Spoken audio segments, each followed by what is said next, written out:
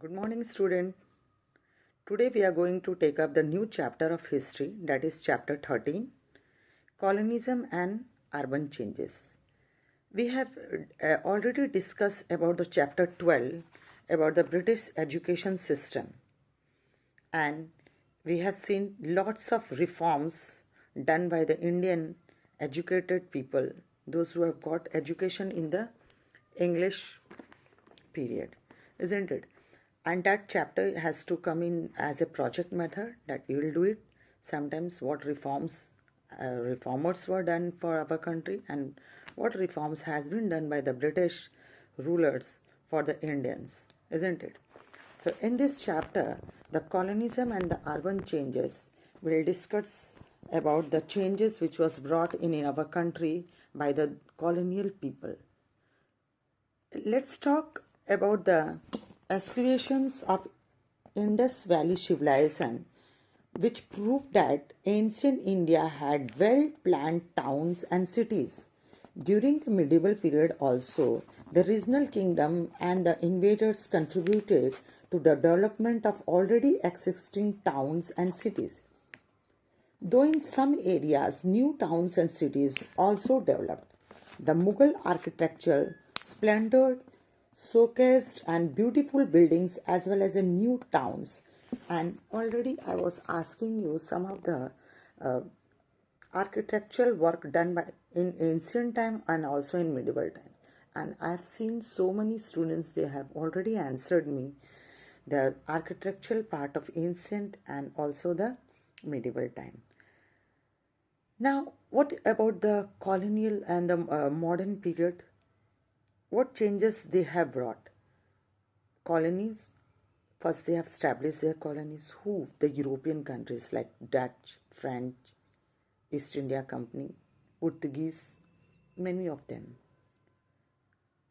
So let's start that they have already said it was very unfortunately the deurbanization was a significant development during the British rule in India, and many ancient towns and cities were destroyed or abandoned.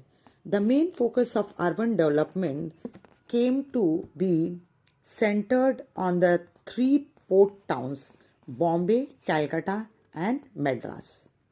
These places later become the presidency towns. We know the three presidency towns of our country of colonial period, that was Bombay, Calcutta, and Madras, which is now named as Chennai, Kolkata, and Mumbai. So especially more focus was given on these presidencies area, and even many towns that had been popular earlier for some specialized goods lost their glory with the decline in the demand of their products.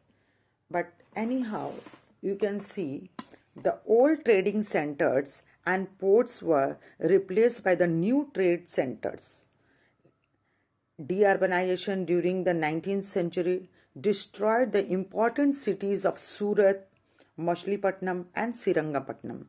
Moreover, the rapid expansion of British power in India ended the power of regional kingdoms which were earlier great centers of administration.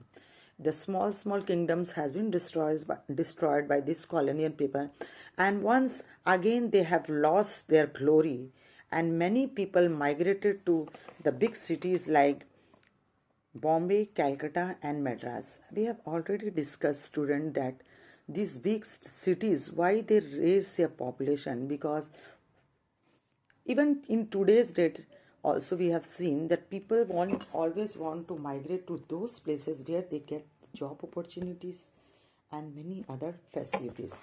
In the same way, that time also these presidencies were raising the population, and lots of changes has been done. We'll see in the coming topic. And urbanization started gradually in 1881. The process was very slow during the next 50 years. Only a few new centers of administration